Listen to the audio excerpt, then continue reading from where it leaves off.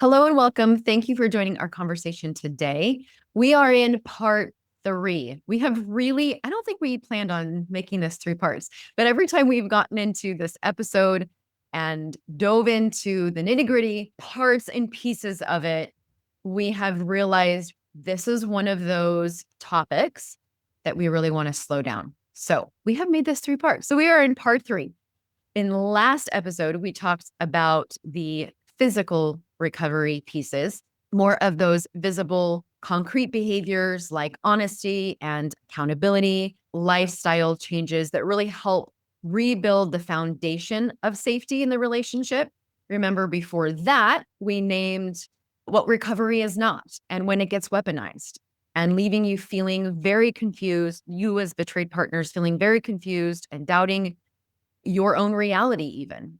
So those conversations really matter and I think help give a lot of clarity, create a lot of clarity. Then we defined what that physical recovery looks like in action, how physical recovery alone is not enough. Without the emotional growth, without the emotional recovery pieces, the work that we talk about can still feel very cold, very disconnected, and very unsafe. That's what we're talking about today. We're going to dive into the second part of what real recovery looks like, and that it's that emotional piece.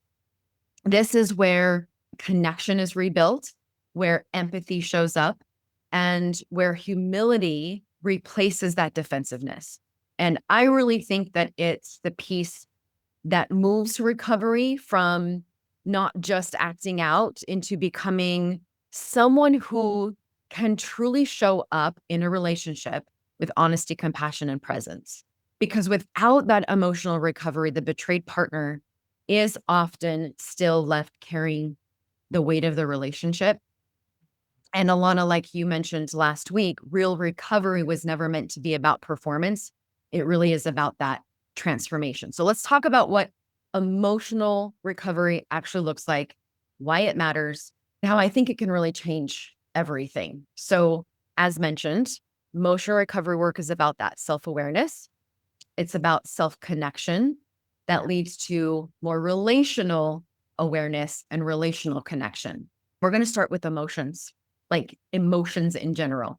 I am just curious, those of you who are listening who are in recovery, how many of you can actually name your emotions outside of sad, mad, and happy? Like, what language have you learned to describe your emotions? And if you only use happy, sad, mad, then I'm going to challenge the heck out of you and challenge you to learn the language of emotions first. So that is where you're going to go to feelingswheel.com, pull up that feelings wheel, print several copies out, take a screenshot of the wheel, and I want you to make it your screen saver. Now, betrayed partners, I have my betrayed partners do the same thing. I tell them to do the same thing when we're learning about emotional awareness. We do the same thing. But those of you in recovery listening, print it out. Your job is to study and look at all of the different emotions and the language to emotions. If we don't have a language to describe, then we can't be aware. And awareness is always the first pillar of healing. I love that. And you're making me think of an app. And I was trying to remember what the book is that went with this app, and my brain cannot remember it, which drives me nuts. So if you can remember it once I tell you that app, Amie, help me out here. The app is called How We Feel. It has a little heart with the different colors, like the rainbow colors within the heart. So the app again is called How We Feel. And it is so cool because you do these check-ins and it helps teach you how to be emotionally aware, because when you go into the app, it gives you 4 categories, which is high energy, unpleasant, high energy, pleasant, low energy, unpleasant, low energy, pleasant. And then of those 4, you go, okay, right now I am feeling, well, I feel medium energy, but I'm going to go, because I have a cold, I'm going to probably say low energy, but I'm pleasant. And then it gives me this whole list of more feelings that I can go, am I comfortable? Am I empathetic? Am I balanced? Am I peaceful? And then even it clicks on that and it tells you what the definition of these words are. Mhm. Is I'll just say, and this is for betrayed partners and their partners alike. Most people never took a class in school on becoming really emotionally aware. And so this is part of the work is even like you're saying, Amie, this awareness. Is it called Permission to Feel? Yes. Okay. Permission to Fail by Marc. Yeah. Let me look up the book. Yeah. It'll be in the show notes. We don't have to come up with it now. Permission to Feel. Yes. Brackett, Marc Brackett. Get. Okay. I Yeah. put into Amazon Mark B feelings. It did not find it. So thank you. See, teamwork makes the dream work. But no, it is. And I do love if you are relationally in a place that you can do check-ins, Mhm. doing check-ins that help you tap in to your feelings and share them with each other, I think is so healthy as a foundation for your own work and for the relational repair. Oh, yeah. Well, and speaking of check-ins, we need to know the names of our emotions. And we're going to get to more of like the body awareness as well with those emotions. But what you're talking about makes sense too, because what I see happen is if we don't have the language, if we don't have that emotional language, then when we do check ins, it is clunky in that, well, happy, well, I was mad. And it's leaves the partner going, but what does that even mean? They're still yearning and hungry for more, even in that. So, emotional awareness, identifying, naming the feelings, and then recognize where that emotion is showing up in your body. Mhm. This is the sensation part. Now, you can flip this, meaning a lot of times I'll encourage my clients to notice the body first. Okay, I'm noticing some tightening in my chest and stay with the body sensation. Describe that, stay with that a little bit longer, maybe give it a temperature, a texture, a color, but I'm noticing something is happening in my body. This is the body awareness. Then maybe pull out the feelings wheel and then name it. Sometimes that I find that a little bit easier. And so if that is resonating with you, give that a try. I'm just going to do a plug. This is what will help when you start leaning into somatic work with a professional. They will help you access the sensations in the body and that body awareness even more. So don't shy away from that somatic work. It will really help you in this piece here.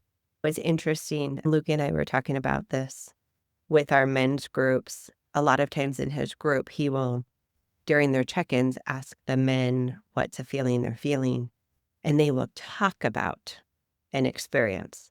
So they don't actually go into the feeling. They'll be like, Luke will say like, what's the feeling that came up there? And they're like, well, when this happened, and then I experienced this, and they'll talk around the feeling. Mhm. And so a lot of what they do even in the group is to slow down and recognize, and as you're talking about this, what's the feeling? And then sometimes we have to like slow down too, because we want to talk about it and talk around it, because that's, especially as men, that's what we've been trained to do, but women too, to talk around it. But when you have to really bring it down to a feeling. Yeah. Yeah. Well, so for example, I'm feeling shame right now. And just acknowledging that when you're in a conversation. Let's just say you're having a conversation and just that simple acknowledgement of like, I'm feeling shame right now and it is in my stomach or it is in my throat or it is in my shoulders. And I notice my shoulders just dropped to a hunch. And that's shame. I'm wanting to hide. I'm wanting to cower. I am feeling shame right now in this conversation. Being able to identify that and give it a language and call it out. Number one, there's our transparency and honesty. There's our vulnerability. We're showing up. Here's how it can become problematic. When I see people first trying these new skills, they tend to put it on their partner. I am feeling a lot of shame.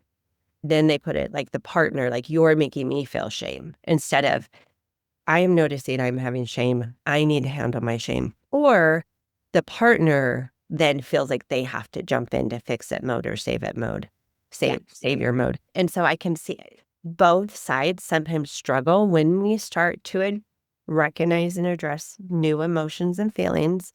The thing I really want to be super clear with is we recognize our feelings for us. They are our feelings, our experience. We are not getting the other person to fix them or change them or adapt them or take Yeah. credit for them. We are really learning and exploring for ourselves what our emotions are, and this awareness is for us. And then, like you said, we can have transparency and let the other person know where we're at, but Mhm. without trying to get the other person to fix us. Yes. And I was going to say this goes with the accountability that we were talking about last week too. So when you name your emotion, we're being honest, we're being transparent, we're being vulnerable, and you've got to be accountable. This is your emotion. This is your experience that you're creating, that you're having. And I love that you pointed out, again, the weaponization that comes with this piece oftentimes in recovery is you're recognizing we have these men that start to recognize their emotions and name it, and that's new. And then it gets weaponized because you're not owning it and being accountable for that emotion. So, along with emotional awareness and naming it, you also have to be accountable for it. That is the indicator of real recovery. And shame's such a good one because I see this come up the most with shame. You may need to do some one-on-one work to recognize, I'm speaking to the person who's acted outside of their values. You may need to do some one-on-one work to really be able to, for yourself, recognize the difference of they are shaming me and I am feeling shame. Because I see that come up a lot in the moment when the shame gets flooded. Shame can make you so disoriented to truth and reality and block you from seeing things as they are that when you're in that shame spiral, it feels like it really can feel like they are shaming you. Mhm. And so doing work around bringing our shame down, moving through the shame, releasing the shame, becoming shame resilient is number one. But number two is really for yourself, recognizing the difference between they are shaming me and I feel shame. Yeah. Because in the moment, especially closer to the beginning, they really do feel one and the same and they're not. Yeah, absolutely. Well, and this goes both ways. Like it's emotional intelligence in general is recognizing that we can't control what other people put out there, but we absolutely can control what we absorb. So we've done some episodes on like, or maybe I can't remember which podcast I did this one, but on empathy, like being an empath.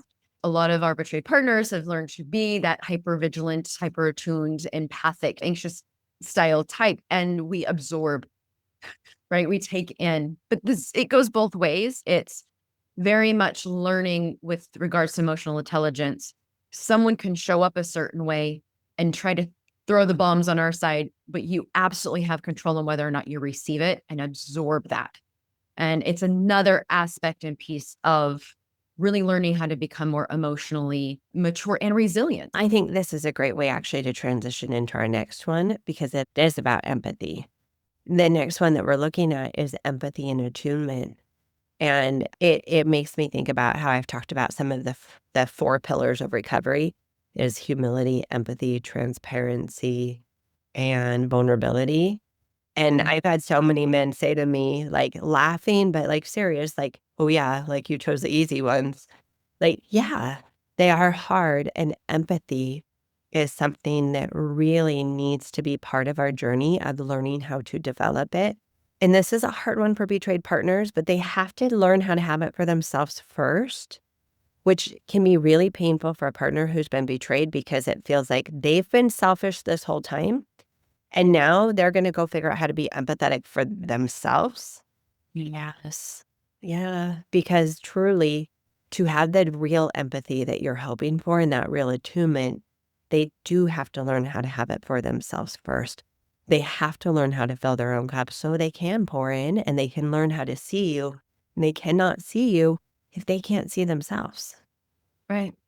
Right. It's that difference that really Brene Brown articulated so well, I think, in her research, the difference between cognitive empathy and affective empathy. And so a lot of you are getting the cognitive where they're saying the words, saying I'm sorry versus feeling. And this goes back to the emotional connection and self awareness, feeling sorry.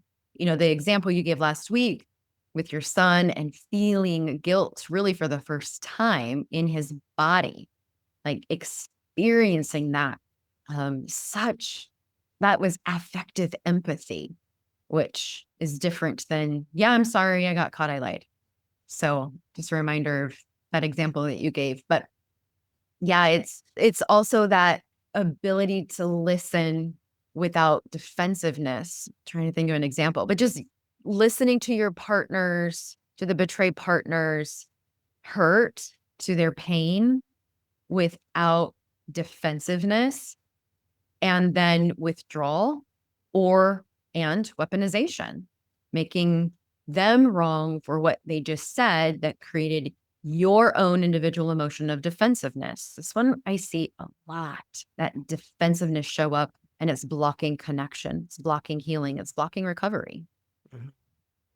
Defensiveness, I would say, is one of the most common residuals that last.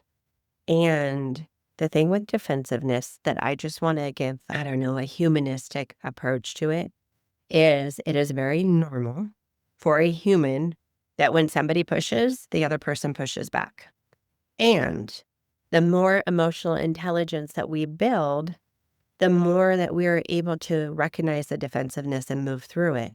Somebody who is highly emotionally intelligent might feel a ping of defensiveness and go like, oh, hi, defensiveness, talking to myself, and say, that's not what we're going to do right now. I'm going to set that aside and I'm going to be with this person. Mm-hmm. If somebody has never practiced or honed in this skill, this is just the reality is sometimes that does take a little bit to work through the defensiveness, but this is what it sounds like when they're working through it. I'm feeling really defensive right now. I need to work through this so I don't harm you in this conversation. Let me go work through my defensiveness, and then I will come back and be ready to address this. And then you come back. And then you come back and you keep working on it. And sometimes in the beginning, it might take you 3 days and a therapy session to work through your defensiveness. Other times it may take a couple of hours, and sometimes you can do it really quick. But it's about learning and growing and getting better in this. So our defensive time is decreasing, and we are learning how to hear the other person and recognize those protector parts when they get activated, but not let the protector parts be the one running the show. I just want to validate the partners who are listening to this that are like, you mean that they might leave the conversation and I'm then left there? I just want to validate how hard this piece is when they're learning and like real empathy. I want to encourage you to watch their feet in this. Yes, we're watching to see if they go and do the work around their defensiveness and if they come back and do the repair. This is what we talked about last week. The repair is part of this. Do they come back? Oftentimes it feels like I know how impatient that can create a lot of impatience. Like, and maybe we want to remind them, or maybe we want to, are you still working on that? And I get that. Totally validate. When we're looking and watching for real recovery, I want to encourage you to stretch yourself just a little bit. Are they doing the deeper level work by recognizing their defensiveness, naming it, getting support? Because again, you saying that might oftentimes give the one in doing the recovery work like a pass to remove themselves from a hard conversation and where they're feeling uncomfortable and go get help from their therapist or their coach, and then never come back, hoping that you're going to forget. If you're not bringing it up and you're not reminding them, then maybe they just think that, yeah, I know, I get it. I get all the things there. But the reality is, if that is what they're doing, if they are saying I'm defensive and I need a break because they just want to escape the conversation and never come back, I am sorry. That is showing you the reality of where they're really at. And this is what we need to watch. This is what we're watching for. Yeah, we're watching for what is reality. Yeah. Mm-hmm. And I just want to validate that instinct that some of you have to fix it, interject, to not have to see that. So sometimes allowing that time, like you were saying, like sometimes 3 days, but allowing that time to watch and see how it plays out is going to give you the reality of whether or not they're in real recovery. Mm-hmm. One more thought here. Sometimes when I hear my partners wanting to see that empathy from their partner show up, it's like there's this belief that it will fix the pain. if my partner can show up in real empathy. Mm. And what I just described there probably doesn't feel like it's fixing the pain. And I want to validate that because that's not the intent, in all honesty. It's not going to fix the pain. And even for the one acting out, when you show up in empathy, it's probably not going to fix your partner's pain, but it absolutely proves that you're willing to feel it with them. You bring up you bring up such an important piece right here, because this is where I see couples really get stuck, Yeah. and more specifically, often with the acting out partner. I see them where when there's not instant results. Like, Yeah. I showed up with empathy, and then she still got mad at me and left. Or I actually wasn't defensive for the first time ever, and she yelled at me more than she's ever yelled at me before. Like, Alana, it doesn't work. No, you have to remember that this is a long-term process. It's like in a football game. One play isn't going to change everything in the first quarter. It's going to be multiple plays the entire game that create the game. And whether I don't like win or lose. That's a terrible analogy, but hang with me, all you sports guys. It's not about the single play in the first quarter that's going to heal everything. And it's not about the first play in the first game of the first quarter of what the whole season's going to end up like. We really have to think about this in the greater picture.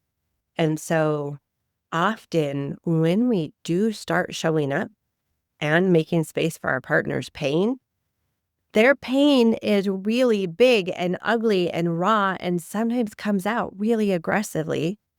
Mm-hmm. And so, yeah, sometimes it won't feel like it's working, or it won't feel like it's done right if you're not getting these instant results that your brain thinks you're going to get.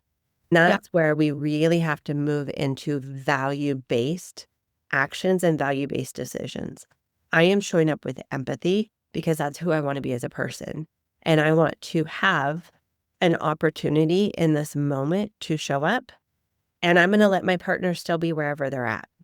Well, yeah, and this goes back to what we were saying before of owning our own emotions. And if oftentimes, if my partners are starting to see like that real empathy that we're talking about, it can give them this permission for them to show up real and feel because they've been hiding it, they've been holding it, keeping it all in and boxed in. And so if they're seeing a difference in you, in the betrayer, actually connect emotionally, oh, bam, right? It's like, oh, I've been holding all of this in and I've been waiting for you to hold space for this, which, by the way, you holding space for that is part of recovery. Then it might come out like a freaking waterfall because they've been waiting for this.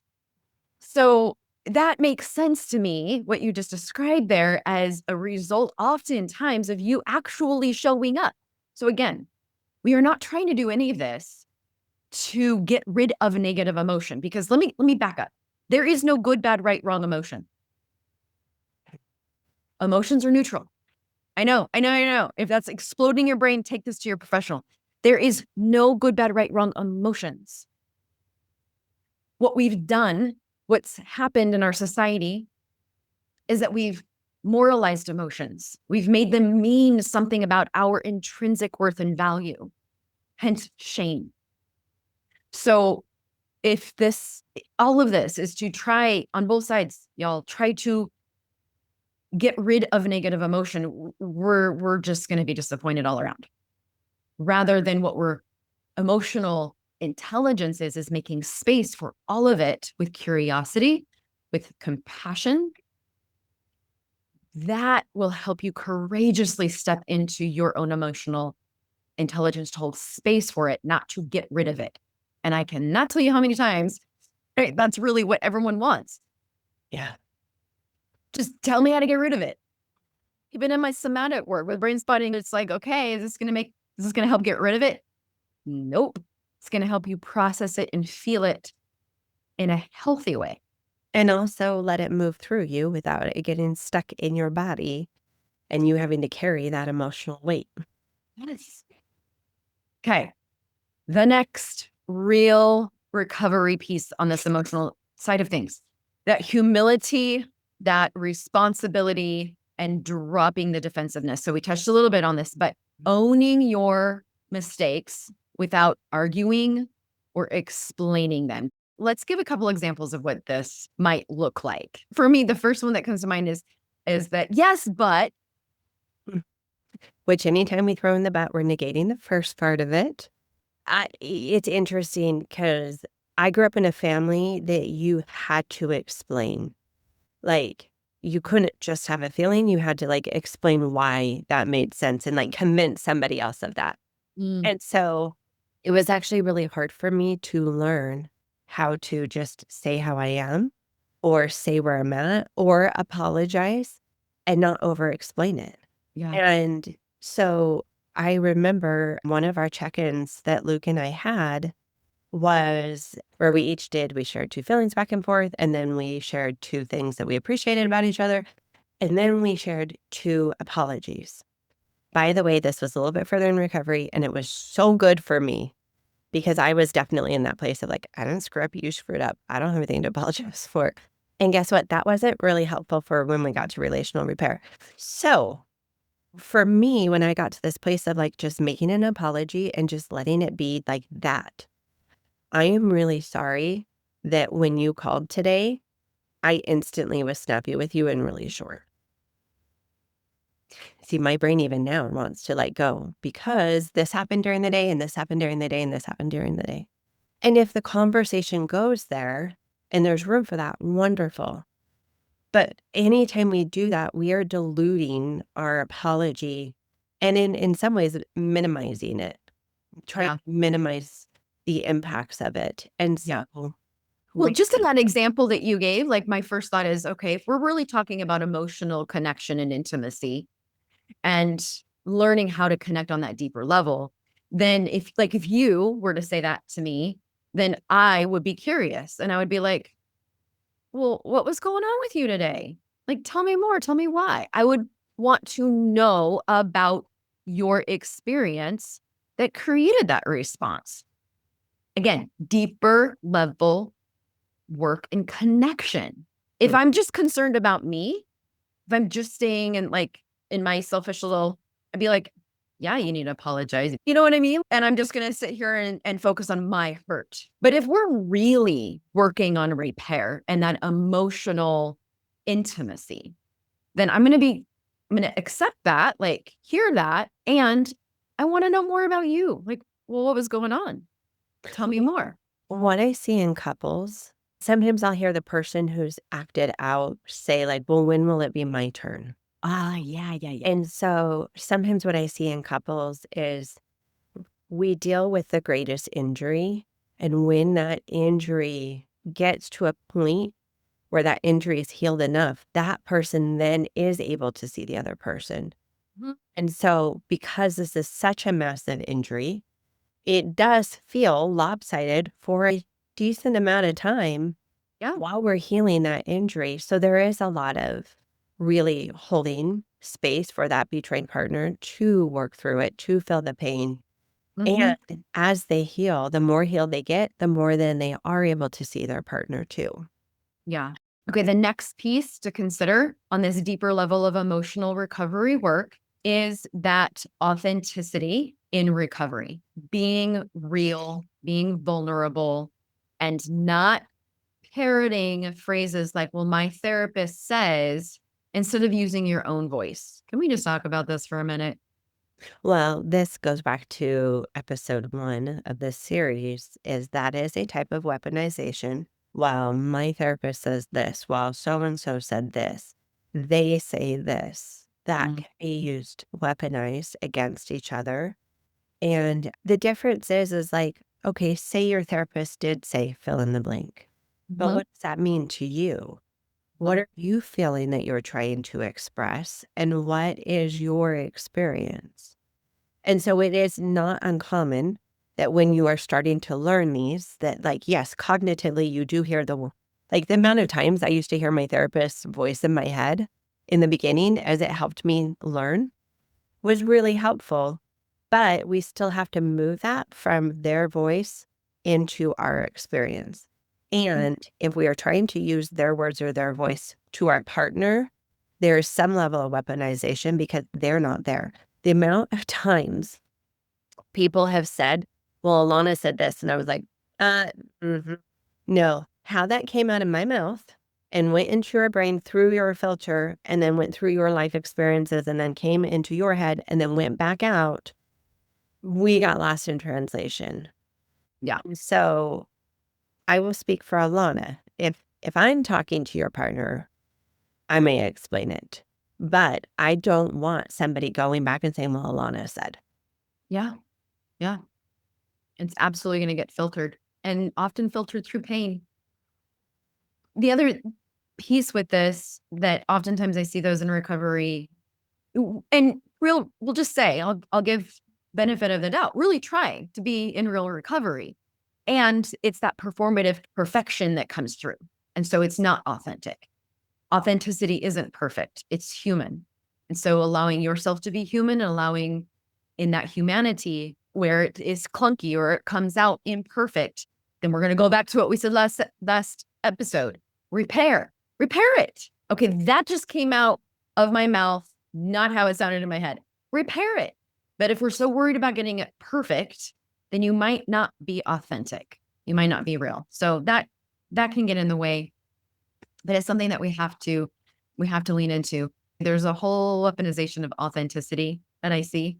I don't know if we want to go there. Well, I'm just being my authentic self, and yet it's not actually being empathetic. It's not paired with empathy or relationality. And so there's this weaponization with authenticity that I've seen where, well, you can take that however you want. I'm being authentic. Just like throwing the bomb across to your partner in the name of authenticity. That's not what we're talking about. I just wanted to put that out there. Okay. The other one is not performing recovery. Recovery isn't a show to convince others that you're in recovery. It really is about integrity. If you have to prove or brag about the things that you're doing to be seen in the things that you're doing, then that's not going to build real trust. It's not going to heal. It's another form of weaponization. If you have to convince your partner, or you're trying to convince your partner, that's not going to rebuild safety. It's not about convincing, it's about becoming. I like that. Say that again. It's not about convincing, it's about becoming. Becoming. I like that. And I feel like even in the word becoming, there's humanity in that. Hmm. Because there is this expectation that we just like information comes out, we step into recovery, and now we are, right? Yeah. Okay, now I'm this. And then you do have to perform to be that person. But when we're becoming and you're being authentic in the becoming, then it is that messy learning, growing process. Yeah. Well, and I can see I get a little tangled web here because I have seen those that are in recovery needing and looking for that external validation in their partner for that sense of, okay, I'm doing good in recovery. Can I say this harshly? Mm-hmm. She's not your mom. Like, you don't need her to give you a gold star. She's not your teacher. You don't need a stamp of approval. Like, let your partner heal. Mm. And that is what a sponsor's for. That's what a therapist is for. That's what a group is for. That's what having those healthy relationships are for, is that you can go get that validation. Because a lot of times when you're looking for that validation from the person that you hit with a truck and they're still bleeding on the side of the road, and then you're like, hey, guess what? It's been a month since I've hit you and I haven't done any more hitting you with the truck. You have to let that go. And I hope you betrayed partners can release yourself and give yourself permission to not have to make that your job either. Yeah. I remember sitting in a therapy session probably about 6 months in, and the therapist said to me, he's like, Alana, Luke just really he needs to hear from you some of the good things he's doing. And I remember thinking, I have 5 kids at home. He doesn't live in the house. I am doing everything to keep this family together. I'm barely getting myself to recovery groups because I'm nursing a baby who I take to recovery groups with me. And then I need to stop all of that to recognize that he's working recovery, meaning he's not cheating on me anymore or acting out. And I'm like, what? Like, I'm you. And I didn't know at the time because my brain's like, he's a trained professional. Like, I didn't even like know how to respond other than feeling totally exasperated. And at the time I was like, well, I mean, I guess I can. Now, no. Oh, he absolutely had his own support groups. He had his own therapist. And this is where I will put like responsibility on therapists. Like, it is our responsibility as therapists to be trained to know how to help support our couples through this because in typical couples repair, being able to see and appreciate each other, absolutely. When we're 6 months in after a massive betrayal, not the right time. Yeah, no. This is why it's so important to find someone that is betray partner sensitive and trained. Plug for AppSats. Like for upset. Okay, the next one is the consistent, being the most important word in all of this, but consistent connection. And I'm going to just be brief on this one. Really, the way that I see this playing into everything else that we've been talking about is as you are leaning into that affective empathy, as you are practicing these different pieces that we're addressing today, I think the consistent connection in those small, appropriate, safe to your partner ways, but eye contact. Can I just say, I am like, that is so huge to be able to look your partner in the eye when you're having these conversations, when you're being vulnerable, when you're being authentic, when you're apologizing, when you're repairing, when you're being honest, looking at them in the eye and making that connection is so important. Just small gestures, again, individual boundaries agreed upon. If we are okay with physical touch and you as a partner are okay with a reaching out and maybe grabbing a hand and creating some of that physical connection while you're having some of these conversations, being consistent in that, adding that piece in trying to show up more emotional and consistent and connected. I really want to emphasize the permission here with physical, but having some type of connection consistently can help. It makes me think about how a lot of people have called sexual addiction an intimacy disorders. I've also heard of it as an integrity disorder or an attachment disorder. But you think about that like an intimacy disorder is we really do need to learn how to have this deeper level of connection, this deeper level of intimacy, right? Mm. Intimacy. An integrity disorder, like we're stepping into more authenticity and being more first having integrity with ourselves so we can with our partner. Or an attachment disorder is I don't really like know how to attach to you. And a lot of times, not across the board, but a lot of times I see avoidant attachments. Yeah. So I see a lot of not being able to look them in the eye, not being able to go deeper with feelings, because a lot of times in childhood that was either put down or dangerous for you. And so I see that piece of it. And in that consistent, what I really like to like put on the table is the opposite of selfish. It's those where I normally would only think about myself, but now I'm thinking beyond just myself. Mhm. So you are running to the store because you have to pick up something for work and you go, oh, my partner actually really loves, I don't know, Dr. Pepper. I'm just going to get a Dr. Pepper because I'm thinking about them. Or I'm running errands and all of a sudden I realize, oh, my partner has been driving kids all afternoon. Maybe I could go do that and take some of that. I'm not doing it because I'm looking for an outcome. I'm not doing it because I'm trying to get the pat on the back or the good boy. I'm not doing it because I'm hoping it's going to have any type of outcome at the end because that turns into manipulation. I'm just simply doing it because I am learning how to see the other person and connect with them more. This is partnership. This is attunement. This is real connection. I really love that you brought that up. And I'll speak for myself. This what you just described there did not exist for me. I had no idea to even expect that until my now relationship where that was happening. It makes you feel seen and makes you feel valued. It really does strengthen the relationship when that happens. And that happens. He knows I love Starbucks. And so when he's out, I get a text and I pick you up Starbucks. Like just that makes me feel seen, makes me feel valued. As a, In your case, extra value because he doesn't even drink coffee or like coffee. Okay. it's like, right? He's willing to go to a place that he doesn't even, it's truly just for me. Well, he'll get himself a pink drink. But yeah, it's a beautiful way to deepen that connection. And if, what I guess what I'm validating is a lot of us don't know what that's like, that it's available, that it's something we can expect or cultivate, because a lot of us didn't get that modeled, which leads to the next piece here, family of origin work. Yeah. Okay. If it wasn't modeled, if you don't know what that looks like, then you definitely on a deeper level, and what real recovery requires is to do this deeper level work. I mentioned APSATs, and there is a APSATs model that we use to help determine when the right, it's in 3 phases, when the right phase for this kind of work happens. I'm going to defer to the president of APSATs. Can you just touch on that for a minute? Okay. Well, first, I'm going to give myself a disclaimer that there are one-offs to this.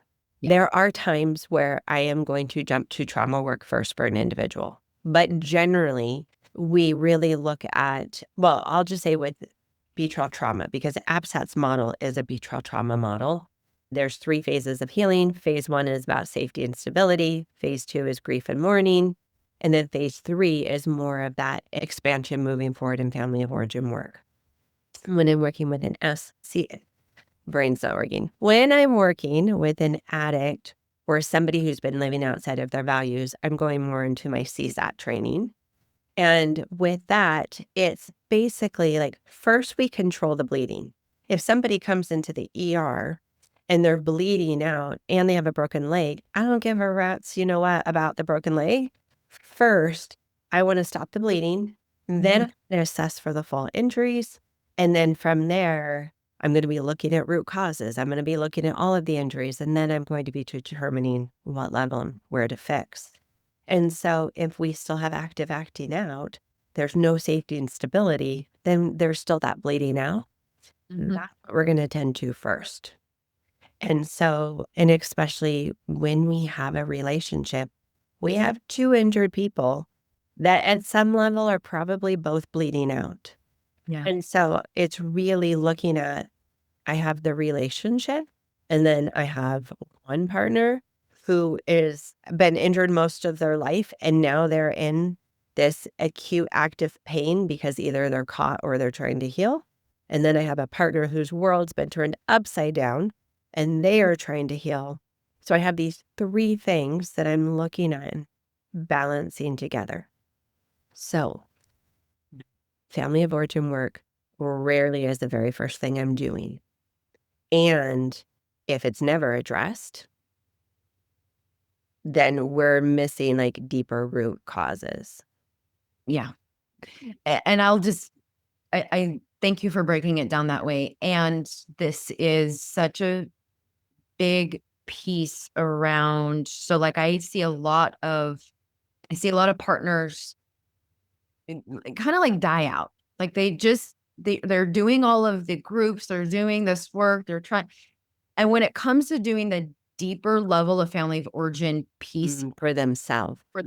to really understand like attachment theory and like, right, all of those wounds that keep them from securely attaching to themselves and then in their relationship, it's like they just peter out. And I don't know if that's an appropriate phrase. They just kind of like die out and get stuck. And that's where I also see a lot of the, well, I've done enough. Haven't I done enough? Look at all that I have done. And it's just, I'm going to go back to growth mindset that for both betrayed and betrayer, this journey, this experience that we've had, above all, I hope all of our listeners walk away with at least a dedication and a commitment to the growth mindset. This is why you've heard me say there's no arrival. Because if we believe there is, we're limiting our ability to grow and to learn and to develop as a human. And it is an ever developing process to become a functioning human. We're always learning, we're always growing. And so if you've capped yourself, if you've just decided you're done growing, then you are stunted there. And your partner just might outgrow you.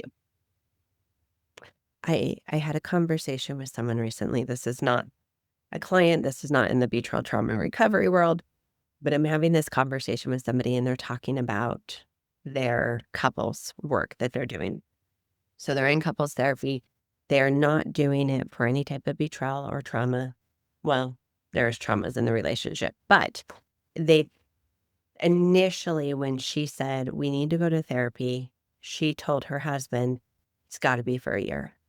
Because we keep getting caught in this pattern where we go for a few months and then it fizzles out. And then a couple years later, we're hitting the same wall. So she said, we got to go to therapy for a year. And then a few months later, her and I are talking and she said, yeah, I just feel like when we meet with a therapist, we're not like going into deep stuff. And she goes, realize that like, I do like it surface level and he likes it surface level. So I'm thinking in my head, okay, we've got two avoidants here. And she said, so I don't know, like, I don't know if we really, like, if we both just like that and we're okay with that. And I'm not her therapist. And so I'm just talking and listening. But then as we talk further in the conversation, she mentioned something and I was like, oh yeah, well, that'd be a good thing to bring to therapy. A little bit later, talk. Oh, that sounds big. Have you brought that to therapy? And after that, like 3 or 4 times, she's like, oh my gosh. And she's like, okay, I hear it.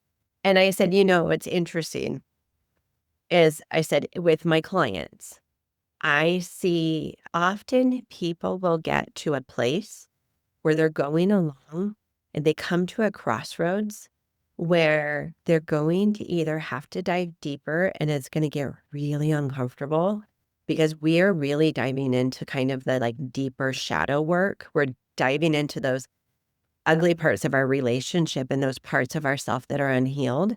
And so every part of our protectors is like danger, danger, danger. But truly, we can either dive deeper to actually heal and move through it, or we can branch off. And like you said, there's a certain level of staying stuck or coming to like this dammed place, like a river, like we dam the river, right? Mm-hmm. And so like, yeah, there's some water going through, but we don't have a flowing river anymore. And the reality is like, you do get to choose. And with one, you might see it as a massive waterfall. If you are willing to dive down and let the waterfall take you, what you can experience in healing and freedom and release and the free flowing of your energy and emotions and feelings and connection can be so rewarding and so beautiful, even if the relationship doesn't last. Mm-hmm. Because then you are getting that true healing and you are offering that to your partner. If you do, though, like you do get the option of staying where you're at. And that's what I'll say is like, if this is good enough for you with where you're at, that's okay. Usually, though, people hate that phrase. They're like, no, it's not good enough. If they would just, right? Yeah. And then we go back down that road and here we are caught in, what is that thing where when you get off on the side of the river, not a whirlpool, but on the side of the river where it just, an eddy? Is it called an eddy? I don't know. Anyway, thinking back to my canoeing days, but we can get caught off and just spinning and not going anywhere. But Yeah. if that's right now where you are at and what you want, that is a choice and you get to own that choice. But this is coming all the way back to knowing what's reality and seeing reality. Because if I see all that and I choose to go the hard, scary and dive down, I'm choosing it with open eyes. If I choose to stay because I'm not in a place right now that I want to dive deeper or it makes sense for me to dive deeper, that's okay too. But let's do it with clarity and eyes wide open. Yeah. And if you are the one in recovery and your partner's not okay with standing still, they will outgrow you.